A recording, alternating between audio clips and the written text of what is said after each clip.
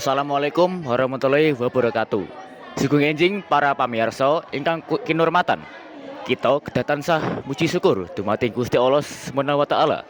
Amargi kanthi rahmat saha pangayumanipun kita saged makempal ing papan menika kanthi wilujeng. Ake presentasi babagan salah satunggaling kebudayaan Jawi. Inggih punika upacara panggih manten. Kula Jiska sesarengan kalian konco-konco saking Lombok 3 badhe presentasi babagan upacara panggih manten.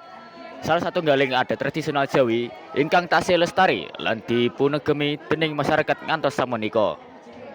Saderengipun mlebeti presentasi, badhe kula waosaken susunan presentasi dados menika setunggal pangertosan, kalih sejarah, 3 tata cara, sekawan nilai moral. Pangertosan diandharake dening kanca kula Ayudya. Semonggo dipun semak. Upacara panggih manten inggih punika minangka upacara pepanggihan antawisipun pengantin kakung lan pengantin putri minangka sawusesa miturut agama. Upacara punika pralambang pungkasaning gesang piyambak lan wiwitaning gesang bebrayan. Sajroning upacara punika kalorone pengantin dipanggihi kanthi tata cara tradisional Jawa kang ngemu makna katresnan, pangayoman lan pangurmatan. Upacara punika ugi pralambang ngenalake bebrayan anyar ing ngrasanipun Gusti minangka donga supados kalorone tansah diparingi katresnan, kasembadan lan kamulyan gesang. Kanthi upacara punika pengantin kakung lan pengantin putri dados pasangan kang sah diridhoi Gusti saha dipunrestu dening tiyang sepuh lan para tamu rawuh. Sesampunipun pangertosan, sejarah diandharake dening kanca kula Sheila. Semonggo dipun semak.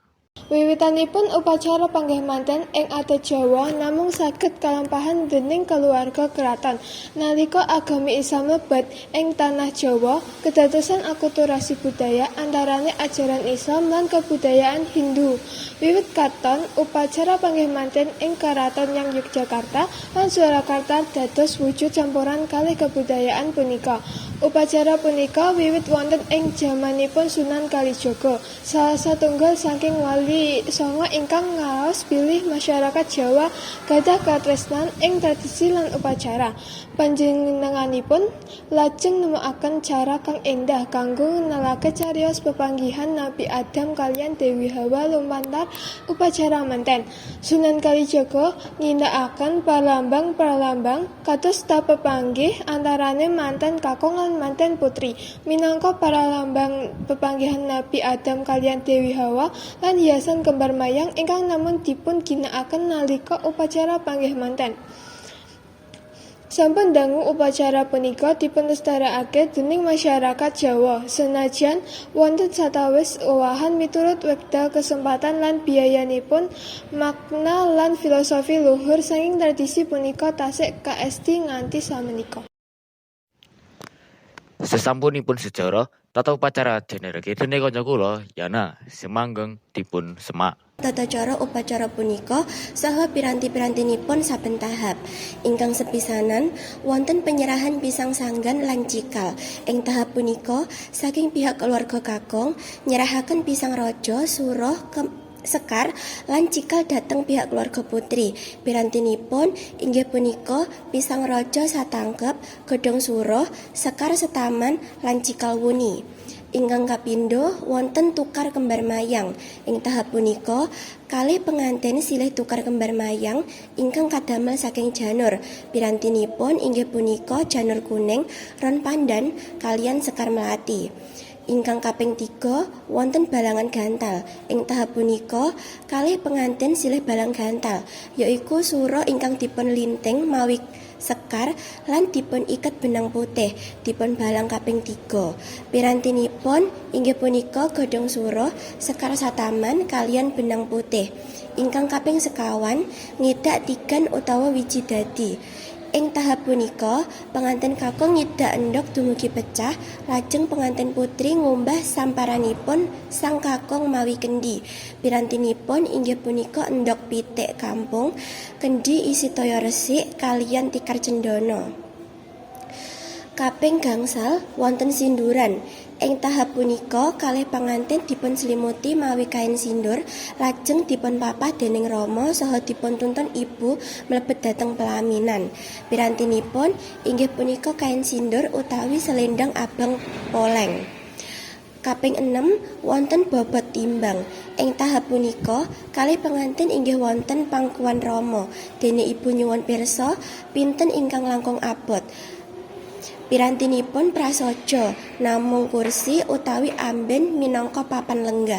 Kaping 7 wonten kacar kucur. Ing tahap punika panganten kakung ngucuraken arta logam, beras, biji-bijian kalian kain alit dhateng kain ingkang dipun pendet pengantin putri.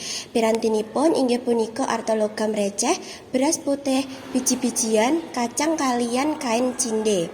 Kaping 8 wonten dahar kembul utawi dulangan. Ing tahap punika kalih pengantin silih dangu sekol kuning saha lawuh.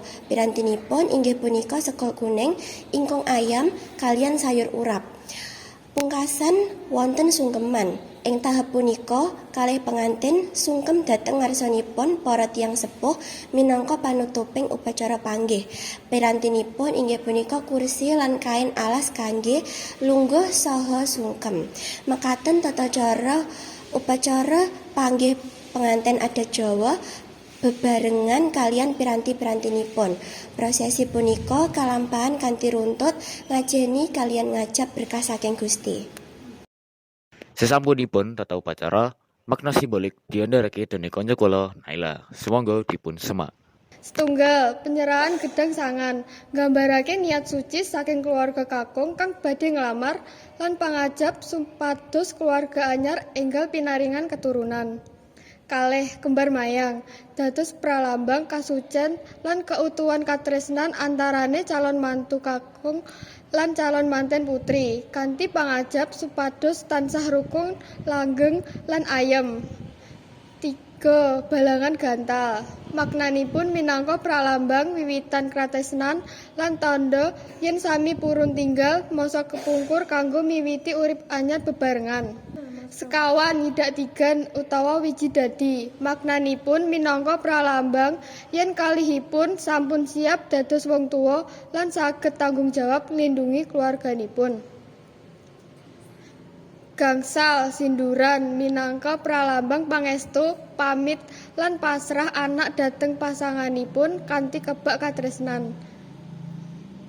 6. Bobot timbang minangka tanda yen katresnan wong tuwa sami agenge tumrap anak lan mantu tanpa mbedakake.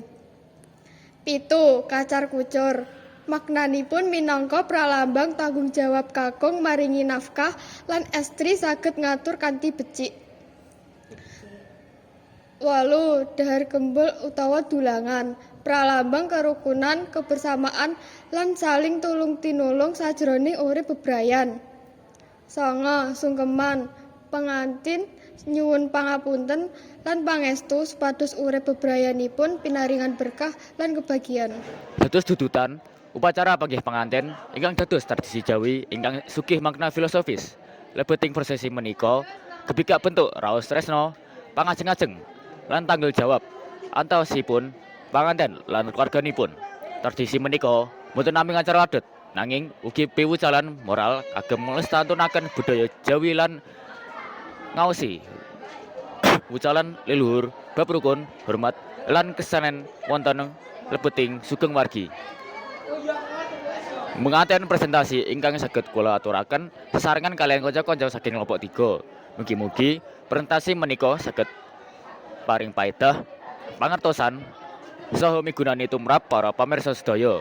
Kula nyuwun agunge pangapunten menawi wonten lebat tembung utawa tindak tanduk ingkang kurang marnani inggih pengalih panjenengan. Matur nuwun sanget. Wassalamualaikum warahmatullahi wabarakatuh.